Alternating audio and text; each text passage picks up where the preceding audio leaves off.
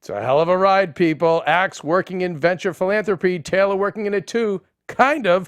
Wags looking for a place to be buried. Chuck Sr. looking to bury his son. Chuck Jr. forced to do the same. Tonight, AfterBuzz TV Billions.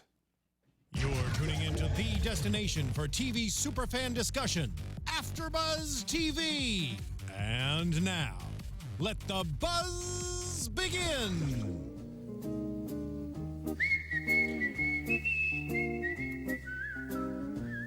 Hello, people. AfterBuzz TV, Billions After Show. Keven Undergaro here with my wife, Maria Menounos, subbing for Nadine Della Pella. Maria Menounos, thank you so much for joining us. I couldn't let you do this alone, boo. No, and you love this show. I do love this show. We're going to talk about, this was, to me, one of the even more intense episodes. Things are really ramping up. We'll go over every subplot. We have our quote of the week. We have a little bit of news. And I want to open, Maria, you just fresh off the Robert McKee class, so you're really heavy on symbolism now. What was some of the symbolism you caught? I found it very interesting. Well, first of all, there's so much brain power required for this show, especially if you're going to do the after show. And it's hard because we don't even have time to chat about everything and break it down before we get in here. This is just like our initial thoughts. So forgive us if we're not. Yeah, thank you. No, because so many great Brian Koppelman references. Yeah. Once again, and you can keep Bojangles going. Don't get Anthony. You get that itchy trigger finger. Let that thing play. Let's listen to Bojangles. Bojangles is a beautiful song, beautiful open, amazing, powerful close. Well, because I was saying to Keven, there were so many themes in this show, and Mr. Bojangles to me was. Everyone was dancing in this show. Everyone was kind of jockeying for position, and the dance. Even, the guy referred to it at the end about the solar play that they were trying to do with the venture capital thing. He was like, I didn't realize you were dancing with me. Mm-hmm. Right? So dancing was a So big... it works there, but then conversely, it works over on Rhoades and Rhoades Sr. Rhoades Sr. is the old man, and that's Bojangles is an old guy kind of doing his last dance. That was an Argentine tango if I've ever seen one. Right? It was aggressive and angry Amazing. and violent. Maria, what else did you see, honey? The other thing I saw was risk tolerance. They talked about, having zero risk tolerance and that was a big theme in this, I feel like, too, is like, what's your risk tolerance? Like, how far are you going to go? And then with that couples, the final theme that I saw was firing the last shot, being savage for the cause. So where did you remind us where you got savage for the cause? Savage for the cause came from when Axe was sitting back watching his TV. He's watching Inglourious Basterds. With Ailes. I thought, what an unbelievable shot. They were in that master shot. Yeah. And did you see Axe is having a blast watching it, laughing his ass off, and Ailes, the charity nerd, is like horrified. Horrified as this guy's getting his head bashed in with a bat. And the thing he said was, you got to be savage for the cause. And then he goes, and we are. And then he laid out his plan. And so in this show, you have to see who is willing to be savage for the cause. Right. Was Chuck savage for the cause? And at the end of the day, he did have to fire the last shot against his dad. We will get into that later and who truly was savage for the cause and why. We'll break it all down. By the way, even Wendy had to be savage for the cause a little bit in this episode. And by the way, it's going to get more so with her as we see. And we'll talk about briefly in predictions. And Wags had to be savage for the cause so he could get what he wanted. To get what he wants, which you know what? That'll be our first thing we're going to talk about is Wags in this chase for this cemetery plot. Now, it seems like in TV, a B plot. A B plot is that lighter plot that you have or a C plot. But I think this is a lot of foreshadowing. I think on the surface, we've made another enemy. Like, both sides continue to just pile up the bodies that will pay later. Well, that's what being savage for the cause gets you. That's why I don't believe in being savage for the cause. Well, you know what? And it's interesting because Taylor, I continue to say, is the hope. Yeah. Because she is, I'm going to find a way. I'm going to find a way to profit financially without destroying lives. How about we profit financially and we uplift people? Although Taylor compromises her integrity with this play where she bet against the rocket. Because for her job, but she's conflicted, Maria. Conflicted. And again, we'll get to that later. Yeah. But talking about Wags and the cemetery plot, now with this ambulance chaser lawyer, who, by the way, played fantastically, right? And cutting his nails was so gross to me. I wanted to vomit. But you know what? He wasn't going to roll, but savage for the cause. Well, Wags gets what he wants. But on the surface, we've made an enemy. This guy's going to come back and haunt us on the surface. But I wonder, Maria, if the subtext of this isn't Wags digging his own grave, and to the point that Axe, being the master chess player that he is, Maria, does he not know that somehow he's going to take Wags down? Wags is going to go down. Well, Wags is going to go down because Axe is feeding him trades, and eventually he's going to go down because of it. Well, and does Axe know that? No, he's not. I don't know, Maria. Why careless. he comes over? Who Axe is not careless. He's precise. Careless with this Wags. whole episode. He's being careless with No, Wags. I don't think so, Maria. You think he's trying to take him down? Not take him down. It's he's a chess player. No, I he know. just knows he's going down because he said, "Take my guys, take my 2 millennial security guys, use them on the house." And Wags, being the weaker of the two, is like, he loves me that much. Yeah. Hope you guys are as good to each other as Axe is to me. He said. Yeah. And I think, and I wrote always a step ahead. Axe is such a strong competitor in the game of life. And Rhoades, okay, this is the 2 most powerful pieces on the chessboard. Let's just face it. For now, I still think Wendy and Taylor, ultimately will prevail as the series goes on. Well, it all depends what's in Koppelman and his people's hearts. I'd like to think that a lot of writers have this weird sense of justice, and I feel they have hope in their hearts, even if they'll take us on the darkest journey possible. But again, that remains to be seen. But I think that I'm very concerned for Wags, and I'm not so sure that Axe doesn't see his demise coming, and that he's, But what demise would he see coming? Well, I don't understand. Well, I think what you said. First of all, he's complicit in all the crap that he's doing. But he does say, don't get too comfortable, which could mean, hey, I want you to live a little longer and I need you on the team. So don't get too comfortable lying down on that plot. Or does he mean, don't get too comfortable because your head's about to roll? I'm not sure. I don't see Axe wanting to take him down. No, he doesn't, but it's just a piece of he just knows. He doesn't want to, but ultimately it's for these guys, Maria, I feel it's the kill. The only time we've seen any bit of compass with Axe is with his wife, who we didn't see, Malin Ackerman's character, Lara. We didn't see her tonight. But I don't know. I'm very concerned. And when Wags kind of relaxes, goes, been a hell of a ride. Yeah. And that's what you say when you're 90 and it's over. Yeah. I'm very concerned that this is didn't foreshadowing. Hold on, though. Wasn't there a moment in the show? Oh, no. No. Anyway, Taylor and the rocket launch. This is very interesting. Yeah. So this is the next thing we're going to talk about is venture philanthropy, but we have this theme of how do we balance capitalism with being socially aware, socially conscious. And you see the young people in the office say, hey, if this thing fails, we'll make a bundle. But deep down, the Dan Soder character says, deep down, I'm rooting for him. Now, this is the younger generation. Yeah, they're more the Taylor millennial. lifts the shirt and says, me too. The thing blows up. And by the way, hilarious dollar bill. Yeah! I mean, the old guard is kill or be killed, make as much money as you can. Guy just goes everybody up in smoke and dies, and he's like, we win. Yeah, so excited. Hilarious, Gambling Maria. with life. Hilarious, right? Yeah, but we see Taylor is very concerned, and she has her meeting with Wendy to kind of come to grips with it. And Wendy, I love, because she was like, what was her line? It was, mind the truth that makes you money in there.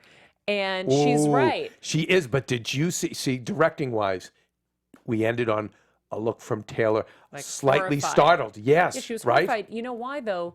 Because here's the reality. You're there and you're in Axe's position to win and make money at all costs.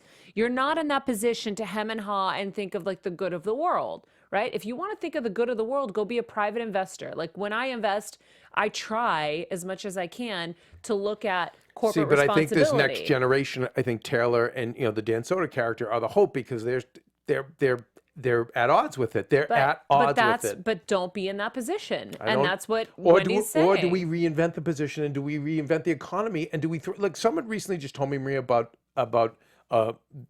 certain people's business models that just appealed to 20th century white men, which is that kill or be killed, capitalist, make money at all costs, all fair and love and war. How many times have we heard it, Maria? Like, business is a full contact sport. Yeah. How many times have we heard that? Like, you and I don't believe that. No. We don't believe that for a second. So this is where Taylor's like, this is just going to be interesting how this But unfolds. Taylor should go start her own company. I'm not saying that you can't have that. Their own company. We've been taught. Yeah, No, that's right. I'm their so own confused. company. Sorry. It's okay. Okay, you're right. Taylor should start. Well, listen, or who knows? That may be the play. We don't know. Yeah. I'm betting on she's going to take it over. I think I've said this before, just like on Game of Thrones. I feel like the people who appear weaker are going to be stronger and prevail, and I think that's the hope that we have for humanity. I'd like to see it. I'll throw out the quote of the week. So every week. We come up with to get the gender reference. Well, no, I know, honey. I make the same mistake every week. It's literally. my first time doing this. You're doing great. Okay, so here's my quote of the week. Every week, Koppelman and the team give us these unbelievable quotes. Here's my quote of the week. Being precise is an objective, not an end. From Wendy. Being precise is an objective, not an end. Meaning, and this is true, you say it all the time in your own life when you're giving advice, right? Perfection is not attainable. So no matter how she said the astronaut obtainable. I didn't know what the difference between obtainable and unattainable is. Unattainable. So it's not attainable. There's no such thing as you can't have perfection. And no matter how much the astronaut calculated what even though he was so precise and he has this watch and boom. Yeah. He still builds up, but he did it. But he still knew he knew it was smart to know the risk. But why did he do it? He did it because he was thinking of the greater good, and it was worth that risk. But it's very interesting because how many of us try to achieve perfection, Maria? And it's not, right? It's exhausting. It's an objective, but it's not your end. Because in the stupid. end, right? As an objective, it's try your best. So try to take that rocket up into space and break new frontiers and do all that stuff and try to achieve perfection, knowing very well that that's not going to be the end. But it's a good compass to guide you. Taylor went and got that watch. 100%. Thank you for bringing that up. And why did she get that watch? That's the hope. That's, you know what? It didn't die with Craig. That's what that says. I'm going to carry on his work, and I'm going to find a way to make it work. He took the risk. I'm going to take the risk too. Yeah. I'm going to figure it out. Yeah. And when we have that dinner between, well, we're getting ahead of ourselves. Let's deal with Axe and the charity. So Axe goes in to do venture philanthropy. Lots of amazing digs at Silicon Valley. Did you notice that? Yeah. That's how you guys do things up north. Yeah. Because listen, Silicon Valley it's startups. It's it's many startups. It's the young generation, and frequently they at least appear to have a moral compass. I don't know whether they do or don't. Like those guys were definitely vulnerable in terms of not knowing how to keep up with them in a sense because they're all older. Well, before we get to that, when Axe is talking to Oscar, and when Oscar's trying to get him on board, notice how Axe plays it cool. Now think about it. Yeah. Loves the idea. Yeah. Loves the idea. Well, yeah, he knew what he wanted to do with it. But holds the cards close to the vest. These are things that goy businessmen, we don't know how to do. Yeah. I'd be like, this sounds like a great idea. I'm in. If we were looking at a house, you'd be like, oh my God, this is amazing, whatever. And I'm like, shut up. Don't tell them that you love it yet. Not Axe. And, and that's when I start pointing. I'm like, yeah, but the door and this. Ugh, then we're going to have to do so much work to it. Well, okay. Like, you've got to lay the groundwork down. Listen, you, Wendy, Taylor, you guys would be great. I would be, I'd probably make it, I'd have a 3-episode arc, then I'd be put in jail or killed. I wouldn't be able to hold up with these guys. But it's amazing when they get on the same page, they go into this meeting, and of course, it's a charity. So when you're a public charity, the last thing you want is Axe, who's got all this heat on him right now, right? You got to get him off the board. Axe goes and plays them amazing. Like a fiddle. Yeah. And you could tell, I knew that was going down. Yeah. I didn't need to follow up after. Yeah, and then you saw the guy, I forget his name, Oscar. Yeah. You saw him at one point kind of like, what are you doing? Like the head cocked to the side. Oh, I get it. And then he realized it. Yeah. Yeah. Because he went so strong at them, and then he got exactly what he wanted. But Axe is always a step ahead, or like multiple steps ahead, even like serving Connerty those papers against Chuck with Ira. And right. he's so calm because he just knows he's smarter than everybody. You know, he's calmer, and then Rhoades, who's clearly an equal and an adversary, is more wound up. Do you know what I mean? Which I love. I love that. Rhoades Jr. Yeah. He's more wound up and on edge, and it's perfect. Yeah. But they're still. But here's why. Because Chuck Jr. is still an official of the law, and he's breaking the law, which is worse. But you've seen Jock Jeffcoat, the Attorney General, be brash and brazen. I know, but my point is your reputation is so much more. There's so much more at risk for Chuck than for Axe. I don't know. Axe is amongst all bad guys. Well, they're a billionaire. They're That's all true. scum. He can buy his they way all out of anything. cheat, and it doesn't True matter. that. So the stakes are a little different for Chuck. Can I just say my second favorite quote of the show? Boo! I'm finishing a point. No, her tits fit in a martini glass. Honey. How amazing was that quote? Amazing. Okay, sorry. Finish your thought. I forgot it now. Oh, honey, I'm sorry about that. Yeah. You know, when that rocket exploded, you could just see. Did you see the life come out of Taylor's face? It was like millennial hope just went out the door. Yeah. But when they get together for this dinner, it's Axe, Taylor, Oscar all get together, and Axe is kind of and Oscar, they're kind of congratulating themselves, and Taylor's like, listen, I went along for a ride, but he noticed she only went along for a ride because it was good business, right? And they're like, but I'm not one of you. Yes. Well, just when they're all about to say, That's let's the toast. subtext of the scene, as Robert McKee taught me. Well, it's true, and you know what? And they use the food as a metaphor. It's true. When she said, "Do you know why the Ethiopians eat this way?" Yeah. And why? Because it gives them a sense of community, and they're sharing, they're all sharing, open, and they're all part of the same thing. That's right. We're working together. We're eating together. We're gathering the food together. Yeah. And she said, you know, I think you're better suited at going to a steakhouse, right? The typical alpha male carnivore, right? It's the classic like whiskey and steaks, and with separate plates. That's more you. And she even throws a dig. Yeah, excuse me. Taylor throws a dig at Northern California, another dig at Silicon Valley, saying basically, I know that's what you do up there too. Yeah. So that's that front you guys have going is just that, a front. And I will not. So I will do my job.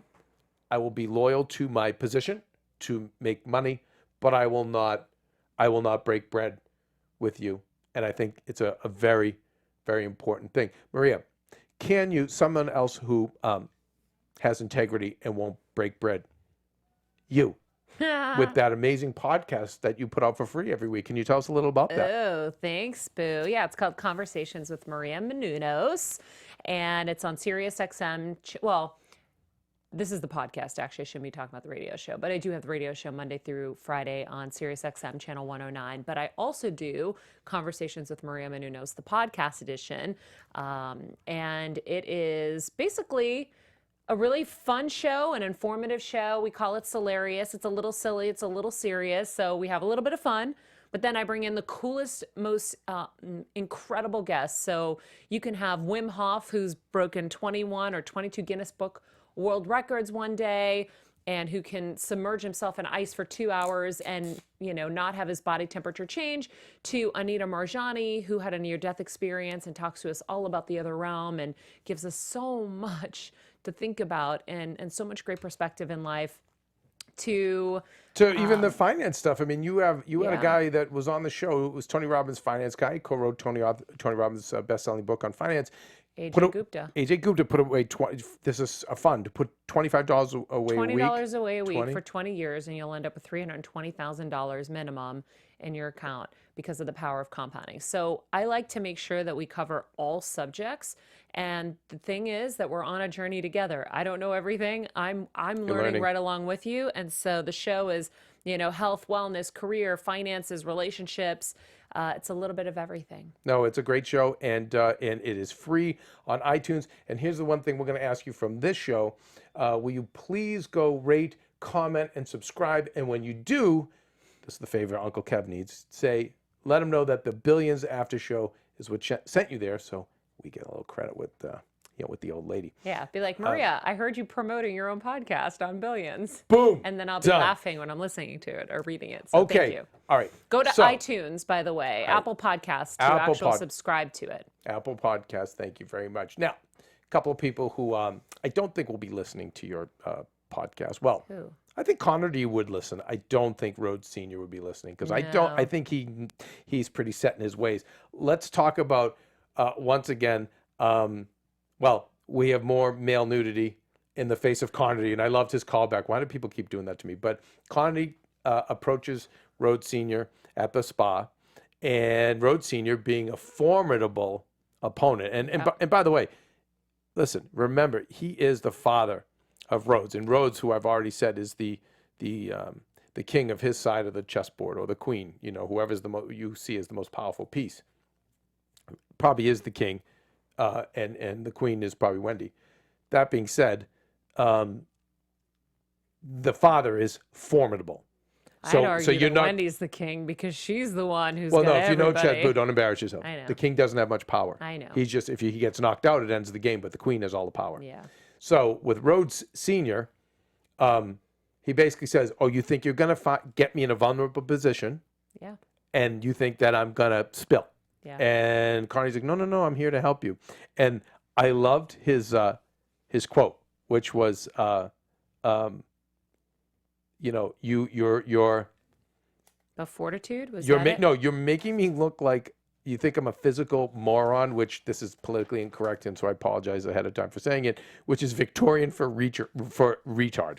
He's like, yeah, at least could give me a reach around for immunity, which was great. And then he disrobes and says, and again, I'm naked. I'm literally standing here with my penis in front of your face. Yeah. That's how little respect I have for you. And that's how impenetrable I am, that I could be here naked and you can't do a thing. There's nothing you can do to take me down. I have nothing to hide. Connery walked right into it, and that's the thing is when I feel like when you're a good person, sometimes you walk right into things because you're not anticipating how evil and how strategic and how manipulative the other side can be. Yes. Right? So like Wendy's inspiring them, like, she inspired Rhoades Jr. You know your dad. You know how he's gonna react. We'll get there. We'll get there. No. I'm not Go getting ahead, into it. I'm just saying that you have to be able to figure out your opponent's next steps. And Connery didn't. And then Rhoades Sr. completely took the upper hand and bullied him back. Yeah.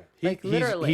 He's the moral compass, I feel, on the show. He's good. Yeah. But yeah, no, he's no match for these guys. Yep. No match. And I think he'll go the distance. He'll go further along, but eventually he'll get crushed. Because again, for the reasons you're saying. Okay, the Yale reunion comes up. And Wendy wisely advises Chuck Jr., hey, you got to make the peace and put your pride aside. You got to do it for the family. You got to do it for us because this is going to bring us all down. You got to get your dad to do what he's got to do to protect you and us. Chuck Jr. gives a really nice speech. Chuck Sr. appears as he's emotional. He says some wonderful things in there, which, by the way, rang true, correct? Now, Maria, did you think for any moment I got sucked in? I thought Dad was turning into an old softie. I knew you would.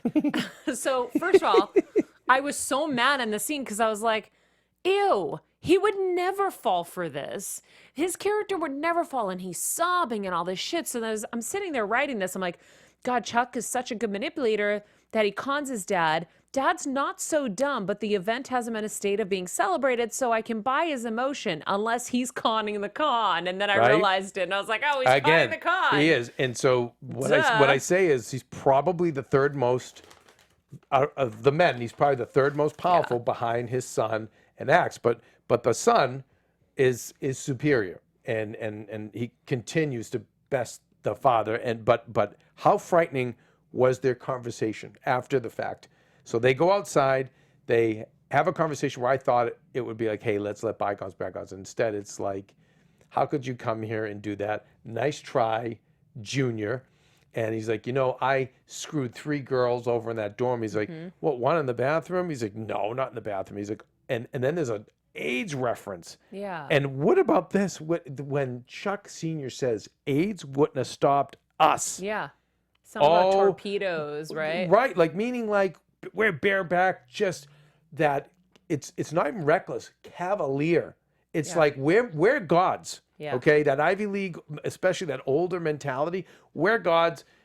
AIDS wouldn't kill us. Nothing stops us. We will plunder. We will pillage. We will have whatever women we want, and nothing's gonna stop us, buddy boy. Yeah. And so then Junior says, okay, but can we at least please take care of my son? Okay, that I'll The do. boy will be taken care of. Fine. But he says, and I wrote it down, I'm like, why would he say this? Which, of course, we're going to find out from the following scene. None of that Uncle Maurice shit, though. So they part ways, and they're in this interaction. We find out that the astronaut is killed. Craig Yeah. Heidegger. I don't even know he's an astronaut, but he's on board of that ship. He dies. And Chuck Jr. says, sorry, Wendy, for your loss, indicating he knew that they had some funny business. So when Wendy and Chuck Jr. sit for drinks, this all comes to fruition. Dad's the one who told me. Yeah. And I'm okay with it because I deserved it and it brought out the best in me. And, it's these two, Wendy and Chuck Jr., are getting closer. I feel like she's migrating more to his wife. We're seeing little by little, and of course we'll see it in predictions. We'll talk about it. But here's what we learn about Uncle Maurice, and this is what's really horrifying about Chuck Sr., and it really made me have even more empathy for Junior. Because Uncle Maurice is the guy that helped Chuck Jr. lose his virginity at 14 by bringing him to a brothel. And making it worse was that Dad was the one who orchestrated it and knew that Ginger, this prostitute, would be the one to service him, take him around the world, basically, show him everything about life. And he was right, but it was an indication to Chuck Jr. that Dad's a cheat and a scoundrel. And the scariest thing to me, Maria, was he said, that's the most proud I was ever of you. It's the first time he said, I'm proud of you, son. Crazy. Now, this is the father the weeks before was cleaning out his closet with all Junior's third place trophies. Never really won anything, but he was proud of him for losing his virginity to a hooker. So this is how this But old... so messed up because he didn't even have a choice. So Who's why that? would you be proud of him? He didn't have a choice. Because he went and he got it up and he Yeah, had see, sex and he and blew I his had a nut and he different- blew his nut with the hooker. Good job, son. I feel it's that steak eating carnivore kill or be killed mentality, Maria, of that old guard. Like that's what we are. And we're not and we'll have sex with people with AIDS because that's our generation. Go. I have a different thought. I'd love to hear it. So I thought that the dad, so you have to kind of get in the heads of these kind of like old generation after generation of money kind of people. And I think that he set that up, not because he wanted his son to get laid, because he wanted to have something over him forever. He was setting him up so that he would always have the upper hand with him, always let him know that I had control over your most sacred moments. And also just like, I think it's to both, say- though, Maria. I think it's both. Yeah, and to say later, like, oh, it was bad for me. You enjoyed it, didn't you? You had fun with Ginger, didn't you? You didn't have to. Maybe. You know what I mean? Yeah, no, I get it, but I don't think was a there's power play. I don't think that, yes, and I don't think it's separate. I think you conquered, son. That's victory to a guy like that, which is scary.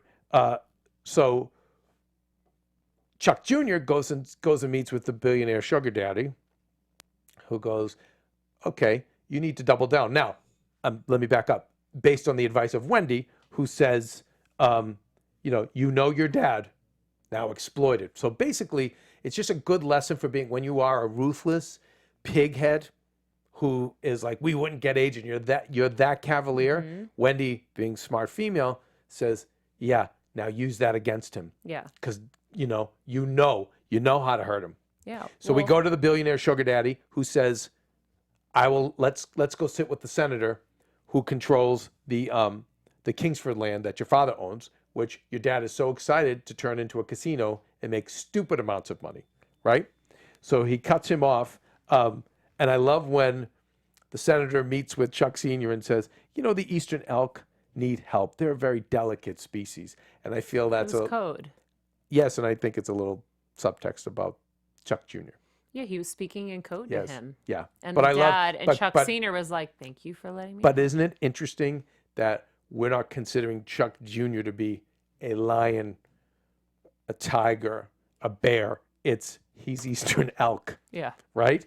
And he's a delicate species. So we did, and little do they know, I think the senator and Daddy still underestimate Junior, or at least did in the moment, until of course the final scene, where Bojangles is playing in this, great back and forth between the cemetery plot, which we discussed, and Dad coming to visit the son, and he says, I'm proud of you. Now remember, the first time he said he was proud of him was when he banged the hooker. This is how sick the father is that we really get to explore. I'm so proud of you, son, for doing this. And I actually think, in his own sick way, he means it. Wow, you are just as vicious as me. You would have sex and not be afraid to get AIDS. Wow, buddy, you did it. And then the kiss on the lips. Before you get to that? Yes, dear. So you've seen, even in a situation where I had to go against people that had been, torturing. And when I went against them, that's when they gained respect. Even though it hurt them, That's right. they had respect for me. Yep. So that was genuine on his part, where he was Yes. proud of him in a weird, sick way. Yep. But at the same time, with the kiss, he was like, and F you, because And- I'm better than you. and so- I'm going to get you. Well, that kiss on the lips, and we know Koppelman is so many odes to 60s, 70s, 80s pop culture. The most famous kiss on the lips, Godfather. the movie The Freshman, when Brando Honey. no, it's true, but Brando reprised the role of the Godfather. But yes, in the Godfather, and the kiss on the lips is symbolic. I knew it was you, Fredo. That kiss on the lips that Al Pacino gives to Fredo, it's like The kiss of death. Kiss of death. Yeah. And just backing up a little bit, very interesting what Chuck Sr. says to Connor T. He says, wow, my son clearly didn't train you well. And he leans in and he says, only true fortitude gets the job done. That's my statement. Yeah. You know what I think he was saying? What? I think that was code for, this is how you beat my son. Well, I had to look So up. you know what? I'll take the jail time, but this is the key to beat my son. You've got to have fortitude. And I think in a way, he's communicating to Connor T how to beat the son. I actually had to look up fortitude to make sure I really understood the definition. So Okay. it's courage in pain or adversity. Mm-hmm. And so he was saying that, you're saying that he was saying he had to. He was saying, wink, wink. Okay, you got me. That's fine. And I'm going to stand my ground and you're going to prosecute me. But I know you really want my son. And you think he taught you well. He clearly didn't.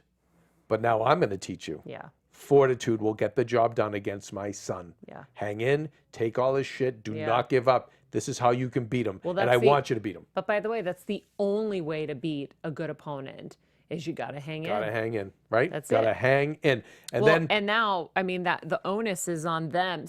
So when Chuck doesn't play ball with Connerty, the onus is on them to prove it, and he knows how hard that's going to be. It's always hard to be in the opposite side. It is, but they can definitely take the father down. They can get the father, and they know that. But the ultimate goal is to get the son, and that's what's going to be tougher. But he gives him a little tip: hang in, and you'll get him. Mm-hmm. The third place trophies, just interesting. The last scene are all boxed up, because that's really what it came down to between the father and son. That was their relationship. The father really was never proud of him, and now, ironically, becomes proud of him for killing his father, which is also very Or at least Shakespearean. going for the kill, because he didn't think he had it in him, because it was a decision for Chuck Jr. to fire the last shot, Yep. as I said. Well, he had to be savage, right? Right, He like had you to be said. savage for the cause. You had to be so. Listen, you By guys. the way, Wags had to be savage for the cause with the other guy. The other guy didn't anticipate Wags was going to really go there. Right. He was cutting his cuticles. He's like, beat it. And Yep. then Nope. guess what? He lost Had to because go he there. didn't anticipate. Had to go there. Okay, you guys. If you like us and you want to see more, please can you go to iTunes back again, rate, comment, and subscribe on our show.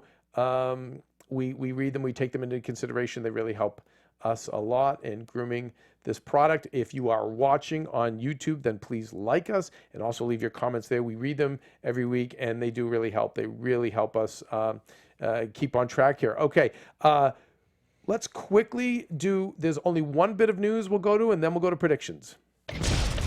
AfterBuzz TV News. Okay, so Maria, do you remember the crazy Toronto mayor, Rob Ford?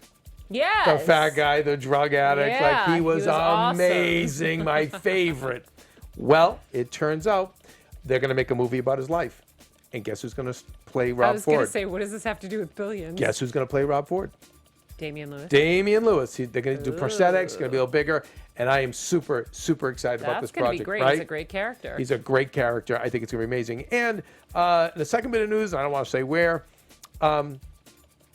he and his wife, Damian Lewis, and his wife, the star of, oh my God, no, not Peaky Blinders, and Yeah. and her name Helen. I don't know the last name. I'm terrible. They just bought a second house in Suffolk, somewhere else in England, just kind of be away from it all. Oh, You know, which I interesting. get, and I applaud them, and I congratulate them. But super excited about the Rob Ford movie, and I think we're just going to continue to see more amazing things from Damian Lewis. Yeah, he's great. All the characters on this great. And by the way, because I've been meaning to say this, and I was not a part of this after show before, Maggie Siff, who is Wendy, Yes. is like the hottest woman in television to me. I think she is so hot. She's my woman crush. All right, there you go. Now, looks and personality, or both? Both, but she's like just gorgeous. I don't know. I I'm would agree. obsessed. And I I would love agree. that she's not obsessed with like plastic surgery and like hiding every little wrinkle. Like she's got a little character to her face, but like She's gorgeous. flawless. Yeah, and you know, Maria, it's interesting because you didn't watch Sons of Anarchy. That's more of a No. guy soap opera, and she was unbelievable on that too. She's so she cut her teeth on that. sexy. She's so beautiful. I'm obsessed. So I'm glad you brought that up. Let's go to predictions. Ooh. And now, your AfterBuzz like this, huh? TV. I love the predictions. Right? So fun. Okay, well, speaking of your favorite character, Wendy, the biggest thing. So listen, lots of back and forth. Okay, lots of jockeying for The position. biggest thing is the first thing I wrote in my notes today is she plays both sides Yes, fairly but- so hard. So hard. Like I would be like that. I would be able to be completely fair on both sides until and you right. have to pick. That's But right. she's been in the position where she's had to pick before. Remember when all this was going down, she had a moment. I think she's called it down the middle until last week. We saw a moment that she stepped further toward her husband. I thought this week she stepped a little too. I think she stepped to Axe a little bit with that venture philanthropy and kind of gave him a little yes, dig. and he looked at her like, Yeah. wait, you're my Wendy. Yeah, and she was like mad at him a little. Well, we're gonna see him. We see in predictions that He said, how are you going to keep playing this so fair or down the middle or something? She's like, I'm not. Like I'm not going to be able to much Yeah. longer, basically. So we're going to see her pick a side. And it looks like she's being with a husband. And, you know, I think she's going to go with. I used to Axe. think with Axe, but you know what? I feel I just seeing how ruthless Rhoades Sr. is, and again, this episode too. gonna feel bad. One of the symbolisms of this episode too, Maria, was the young and the old. Right? We saw Taylor, the Dan Soder Mm-hmm. character, the youth saying, "Hey, how do we?" Even the guy from Silicon Valley, Yeah. Oscar. We're seeing, the young trying to figure this out against the old guard Mm-hmm. with Dollar Bill and Kill or Be Killed, Crush, Kill, Destroy, Wags too, and we're seeing, how that old way is dying out. Well, we also see that with Rhoades Sr. and Rhoades Jr. And this episode made me like Rhoades Jr., Chuck Jr. so much more. No? Just seeing with the dad. Well, Maria, he didn't have much of a chance when you've got your uncle taking you to a brothel. You've got your dad orchestrating it. You've got your dad who's only proud of you for that kind of behavior. It just makes me sad. And the fact that he came out of it with a little bit of a moral compass. Remember, he won't prosecute an innocent man in jail. He's doing everything he can where he could just go along with the attorney general, and he won't. So I compliment the writers because it's bringing me back to Team Rhoades a little more. And again, you guys, please, in your comments, are you Team Rhoades? Are you Team Axe? Are you agreeing with me? Are we seeing a little bit more of the human side of Rhoades Jr. and why he's made the decisions? Please let us know once again on iTunes or on YouTube. Maria, where the heck do we find you? At Maria Menounos. Hey, bitches! And I'm at Undergaro. You guys, check out the tomorrowshow.com. We go live Wednesday nights, also available on iTunes. And his show is awesome. Thank you very much. Yep. And then also check me out on the AfterBuzz TV Jersey Shore. Jersey Shore, as I say here, I always rock high-low. I rock high-low you very guys, well. He gets This in is high, costume. It's so funny. and I'm low on Jersey Shore. But we do that on Thursday nights, also available on iTunes and on YouTube. And I do AfterBuzz TV Bar Rescue. So I am a busy little bee. You're a busy AfterBuzzer. At AfterBuzzer. Anyway, you guys, we'll be back next week. Nadine Delapella will be back as well. Until then, please apply venture philanthropy. Yeah. I agree. From executive producers Maria Menounos, Keven Undergaro, Phil Svitek, and the entire AfterBuzz TV staff, we would like to thank you for listening to the AfterBuzz TV network. To watch or listen to other after shows and post comments or questions, be sure to visit AfterBuzzTV.com. I'm Sir Richard Wentworth, and this has been a presentation of AfterBuzz TV. Buzz you later. The views expressed herein are those of the hosts only and do not necessarily reflect the views of AfterBuzz TV or its owners or principals.